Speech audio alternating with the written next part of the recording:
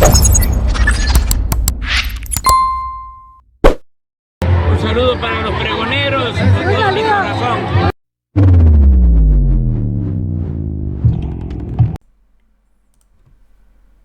Pregoneros, bienvenidos a una nueva transmisión más. Es un placer estar nuevamente con ustedes. Servidor Irving Rodríguez, transmitiéndoles desde su canal. Antes de irnos de lleno a la información, si es de tu agrado, ayúdanos con ese like, compártela para que pueda llegar a más gente y se entere de esta situación. De antemano te deseo tengas un excelente día. Nos encontramos ya a miércoles 12 de abril del 2023. Si nos estás viendo por primera vez, muchísimas gracias por tu tiempo y por tu espacio. Solamente pedimos el apoyo con la suscripción para que cada día podamos ser más en esta gran familia pregonera. Señores, ¿cómo ven ustedes? Y las cosas como son, ¿eh? Y qué bueno que ya se está hablando más sobre este tema a días que salió Lorenzo Córdoba del INE. Ya vimos la declaración de un priista que estaba ahí dentro, era representante del PRI dentro del INE, quien confesó que Lorenzo Córdoba y Ciro Murayama prácticamente lo estaban hostigando para que se abstuviera a votar para la designación de la comisión de evaluación y que también lo hicieran sus similares. Ellos querían manipular, es más, querían poner a sus sucesores. Eso fue lo que dijo. Pero no solo eso. Todo esto tal vez se debió a la fractura que hubo entre Alito y Lorenzo Córdoba, porque este analista, ex consejero electoral, simplemente detalla la realidad de las cosas. Entre Alito, entre el PRI y el INE, había una relación conyugal, ¿sí?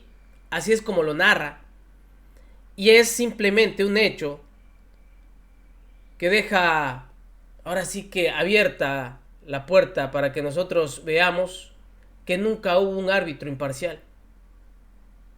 Vean ustedes todas estas declaraciones, porque simplemente terminan de sepultar tanto a Lorenzo Córdoba como al mismísimo Alito en su relación, que ya todos lo sabemos, con todas esas pláticas, con los audios que salían, y que si sacamos un recuento, son cosas que sucedieron.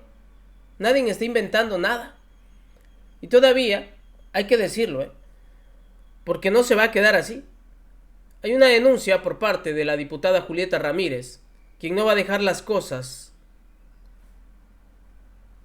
que ustedes vieron y que hicieron tanto Lorenzo Córdoba como Edmundo Jacobo al burlarse de ella en una participación en plena herradura de la democracia. De pena ajena. Pero esto fue lo que dijo el analista en esta relación conyugal que tuvieron Alejandro Moreno y Lorenzo Córdoba. En fin, a veces uno olvida todas estas cuestiones, pero Lorenzo ha sido el consejero que más años ha durado en la vida del IFE y del INE, 11 años, 9 como presidente y 3 como consejero. Llega el 15 de diciembre de 2011 apoyado por el PRD, pero también apoyado por el PRI.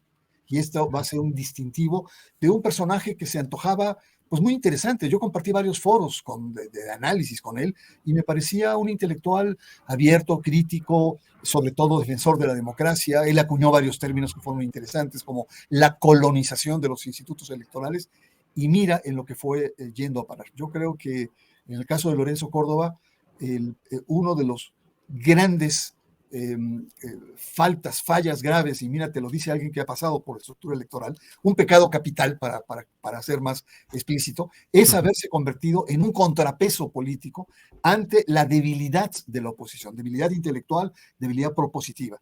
Ciro Murayama y Lorenzo Córdoba asumen un liderazgo político que contrarresta las políticas del presidente López Obrador. Ahora, no podemos obviar que el presidente Andrés Manuel López Obrador tiene su cuota de responsabilidad en esta relación patológica entre estos personajes del INE y la Cuarta Transformación. Fue constante, fue hiriente, tuvo muchas descalificaciones y esto evidentemente envileció. Pero probablemente todo esto tiene origen en la indisciplina que mostró el INE al no sujetarse a la política de austeridad. Esto es bajarse los sueldos. Se ampararon, tuvieron una serie de disputas, y tuvieron disputas ante uno de los las grandes promesas que tuvo el presidente López Obrador, con lo cual esta relación se fue agudizando. Y mira, yo tengo una contabilidad de manejo del lenguaje. Recordarás que en marzo del año pasado hubo las conversaciones entre Alito Moreno y Córdoba vía WhatsApp. Fueron como 3 o 4 sesiones de conversación que fue dado a conocer por Laida Sansores el 23 de marzo del 2022. Y yo hice un recuento en términos lingüísticos. 14 veces se dieron las gracias a Alito Moreno y Lorenzo Córdoba. 14 veces se enviaron abrazos. 13 veces se agradecieron apoyos mutuos. 10 veces se insinuaron citas, encuentros próximos, reuniones para poder seguir dirimiendo estos temas. Hay una relación casi conyugal en términos políticos entre Alito Moreno y, siguiendo solamente el lenguaje, y Lorenzo Córdoba, con lo cual muestra este sesgo que en los últimos años fue dando Lorenzo Córdoba. Y bueno, y el papel que jugó en toda esta cuestión del caso Zafiro en Chihuahua, en donde Lorenzo Córdoba exime de una multa millonaria de más de 500 millones de pesos al PRI por estos manejos subterráneos que tuvo el PRI y el manejo de los dineros de Duarte en Chihuahua. Entonces son elementos que nos muestran que este árbitro se fue polarizando y se fue yendo hacia la oposición y perdió uno de los rasgos más importantes que representa ser consejero al irse del otro lado. Me recuerda mucho, yo sé que te gusta el fútbol, el primero de abril hubo un partido de fútbol entre León y el árbitro ahí le sacó la tarjeta a un jugador de León y estaba rodeado y le dio una patada entre las piernas al futbolista que cayó fulminado. Sí. ¿Sabes cuándo este árbitro va a volver a tomar el silbato? Ya va a pasar mucho tiempo. Sí, faltó a una regla de oro que es la imparcialidad. Se fue en contra de uno de ellos. No quiero decir que Andrés Manuel fue una sedita y una línea muy, muy delicada. No, fue también un guerrero. Pero el árbitro no puede entrar a ese terreno en esos términos de, francamente, aliarse en oposición. Bernardo, y sin embargo, hoy pareciera que Lorenzo Córdoba es un personaje fundamental en todo el proceso de protesta social, de la marea rosa, de los grupos coaligados para tratar de evitar la continuidad de Morena y la 4T. Yo ayer decía un poco que pareciera Lorenzo Córdoba el complemento o acaso con intenciones de sustituir la figura organizativa de Claudio X González, porque pareciera que Lorenzo Córdoba quiere jugar políticamente en la cancha electoral, no como candidato, porque legalmente no tuviera las posibilidades, pero sí impulsando, participando, apoyando, como presuntamente lo quiere hacer también o lo ha estado haciendo el propio Claudio X González, y con un agregado, en el caso de Córdoba, su regreso a la UNAM, donde el año que entra habrá elección de rector en circunstancias siempre complicadas, siempre complicado es el proceso electoral en la UNAM. ¿Crees tú que hacia allá va Lorenzo Córdoba, hacia tratar de constituirse en una figura política activa de la oposición? No, de hecho ya lo es, Julio. Sus últimos 8 meses como presidente del YEM tuvo la actitud de este árbitro de fútbol Fernández de golpear y aguantar los golpes por parte tanto del presidente como de la 4T. Pero también refleja, Julio, la debilidad de la oposición que no tiene liderazgos reales, contundentes, que no ha construido personajes políticamente carismáticos que reflejen o representen una alternativa. Entonces, yo no sé cómo interpretar este regreso político, pero el hecho de entrar a Latinus, pues es un mensaje político de una opción que confirma la actuación de los últimos meses del árbitro electoral, pero que al mismo tiempo lo que hace es lo proyecta. Y sí, yo coincido que puede estar ahí una postura política que, si bien no puede competir por cargos públicos, por cuestiones de ley, pero sí puede entrar en una fase de apoyo o de conducir, es decir, y además una persona joven. Sin embargo, este tránsito último... pues ese va a ser el papel de Lorenzo Córdoba, y así lo han podido observar todavía en la última videocolumna que sacó el día de ayer. Ese va a ser el papel de ese árbitro que se vendía como muy justo. Pero también, por otro lado, La diputada Julieta Ramírez habla sobre esta situación y comenta lo siguiente, para que vean ustedes que las cosas no se van a quedar así. Julieta Ramírez Padilla hablaba en la sesión del Consejo General del INE el 13 de marzo y pues la diputada federal Ramírez Padilla, quien es representante del Poder Legislativo ante el Consejo General del INE, diputada federal de Morena, presentó una queja contra Lorenzo Córdoba por mofarse de ella porque traspasó los límites de comportamiento ético y también pues denunció al entonces consejero Ciro Murayama, quien realizó violencia de género en su vertiente de violencia simbólica. Y hemos invitado esta tarde aquí a los periodistas a la diputada Julieta Ramírez Padilla para que pues nos informe sobre esta queja y el cauce que va a tener la misma, a pesar de que ya no están en el Consejo General del INE ni Lorenzo Córdoba ni Ciro Murayama. Bienvenida, diputada, muy buenas tardes. Muy buenas tardes, Álvaro, Alejandro, un gusto estar nuevamente aquí con ustedes, a sus órdenes, como siempre. Bueno, de acuerdo con la constancia que nosotros tenemos, la denuncia se presenta el 17 de marzo. Usted acusa a los dos consejeros, a ex consejeros, a Lorenzo Córdoba y a Murayama, que cuando eran consejeros ejercieron violencia contra usted. Explíquenos cómo va a ser el procedimiento, porque ellos salen del instituto. Entonces, ¿a dónde se va la denuncia? Correcto. ¿Quién los va? Sí, por supuesto. Miren, en realidad es una queja administrativa y se resolvió así, se construyó de esta manera para que quien resuelva lo haga también con elementos de género. No es una denuncia política por razón de género, es una queja por actos constitutivos de responsabilidades administrativas, en este caso, de los servidores públicos.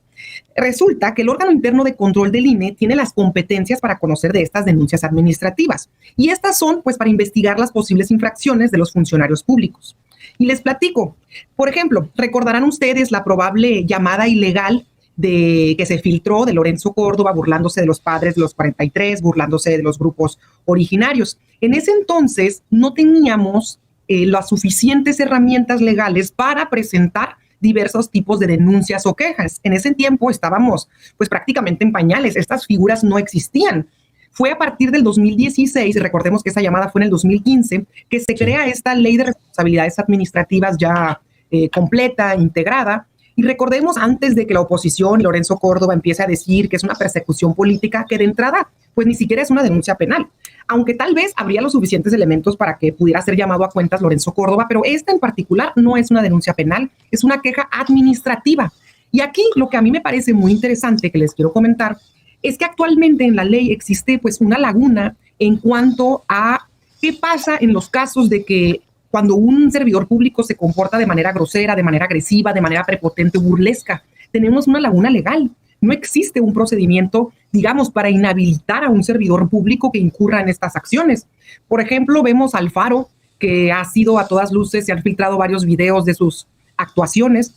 Y de hecho, justo unos días después de esta situación que sucedió, presenté una iniciativa para que se pudiera tener una causal en estos casos. Y ahora bien, lo comentaban, las posibles sanciones. Pues sí, actualmente las sanciones son limitadas. ¿Qué le podrían hacer a Lorenzo Córdoba en este caso, ya que no está? Pues que pida disculpas públicas. Puede sucederle que lo manden a cursos o puede suceder también que le lleguen a aplicar una multa. Sin embargo, creo que el hecho de que las sanciones aún son limitadas no debería a nosotros de inhibirnos a utilizar estas figuras que existen en la ley. Claro. Ahora, diputada Julieta Ramírez Padilla, usted dice en el documento de queja que presentó que cuando Lorenzo Córdoba se burla de usted, pues eso es lo de menos, es irrelevante. En realidad, cuando se burla de mí, dice usted, también se está burlando de los representados que tengo. Se está burlando del Movimiento de Regeneración Nacional y es una clara evidencia del desdén que le tiene no solamente al pueblo, sino a las normas, a la Constitución, a las leyes. Y tristemente no nos sorprende. Es una realidad que vivimos en nuestro país y es una realidad de este hombre pues que traspasó los límites del comportamiento ético. Por supuesto. Puede ser que no pase mayormente, pero sí el hecho de haberla presentado y que tenga consecuencias, por lo menos en el ámbito administrativo, sí puede sentar un precedente, diputada. Por supuesto, por supuesto. De hecho, nosotros estuvimos analizando qué pasa en estos casos, ¿no? ¿Qué se hace en estos casos? Y les comento que, en primer lugar, no he sido la única en los últimos días. Ustedes han visto, por ejemplo, la manera en que se expresó, por ejemplo, de mi compañero Hamlet Almaguer, que ya lo han tenido aquí con ustedes, del compañero Mario Yergo, que también ha estado aquí con ustedes, pero justamente solo contra los de Morena, porque los demás pues tenían una alfombra roja con Lorenzo Córdoba. Pero también, imagínense, hubo personas que nos llegaron a comentar a nosotros, los diputados, y nos decían, oye, es que eso que tú viviste ahí en el Consejo General del INE, ante, pues en teoría, la máxima cúpula de la política, pues imagínate a mí como ciudadano, ¿qué me pasa cuando voy a un trámite a algún área de gobierno y me tratan mal? Cuando se burlan de mí. Si a ustedes les hace eso a alguien, imagínate cómo nos va a nosotros. Y esto a mí me pareció muy poderoso porque tienen razón, porque no tenemos los suficientes elementos legales para que las personas puedan proceder en casos de prepotencia, burlas y otro tipo de actitudes. Y se los pongo con un ejemplo muy simple. Si en la escuela a un niño lo corren del salón, lo sacan del salón o lo corren de la primaria, de la secundaria, de la preparatoria por motivos de conducta, no siempre pasa eso con los servidores públicos, simplemente por conducta. Entonces, para mí esto es un motivo de reflexión y de poner sobre la mesa qué vamos a hacer para que este tipo de acciones no se repitan, porque lo vimos en el 2015, pero con este pretexto de que era una llamada ilegal, que era una posible filtración, que violaciones a su privacidad y demás, pues tal vez difícilmente se hubiera podido proceder de manera legal. En este caso que quedó evidenciado este actuar, creo que también es otro paso. Y también lo he comentado con ustedes y con otras entrevistas. El hecho de que una persona en su trabajo públicamente y ante la prensa, porque había prensa, pueda hacer eso y conducirse de esa manera, pues era una evidencia de la terrible impunidad que existía en el instituto. Y sabemos que otras vías, como el juicio político, pues son muy largas. El juicio político, recordemos que busca la inhabilitación de un funcionario público que cuenta pues con fuero, como lo fue Lorenzo Córdoba. Sin embargo, pues primero tiene que pasar y ser votado por una comisión jurisdiccional dentro de la Cámara de Diputados, de la cual en este momento no tenemos mayoría, es decir, Morena tiene 2 diputados, el PRI 1 y el PAN 1, pues evidentemente el PRI y el PAN protegen a los suyos y pues ya ahí muere la cosa, como se diría coloquialmente. Entonces, pues esto es motivo de reflexión y de seguir endureciendo las medidas en un país donde todos consideramos que este tipo de actitudes son justo las que ya no tienen cabida en México, justo por lo que la gente pues detesta a los políticos y debemos de redignificar la actividad política en México. Es que... Pues sí. Y es que es lamentable la manera en cómo se conduce o se conducía este miserable, ¿eh? A mí lo que me llama la atención es que no vi gritando a estas senadoras. No, hombre, lo hubiera hecho algún representante de Morena en contra de una consejera, el escándalo, pero lo hizo el presidente del Instituto Nacional Electoral ante un representante, un diputado. Ojalá y sí llegue mínimo a una multa y sí a unas disculpas públicas, así como lo hicieron con otros funcionarios. Todavía recuerdo la que le pusieron a la senadora Antares, que no sé si por 15 días tenía que estar publicado en sus redes sociales. Ojalá al menos este miserable pague con algo por esta situación y no quede impune. Nos vemos en una siguiente emisión, señores, que sigan pasando un agradable día. Servidor Irving Rodríguez transmitiéndoles desde su canal. Recuerden, la información está ahí y depende de todos nosotros el pregonarla. Nos vemos en una siguiente emisión.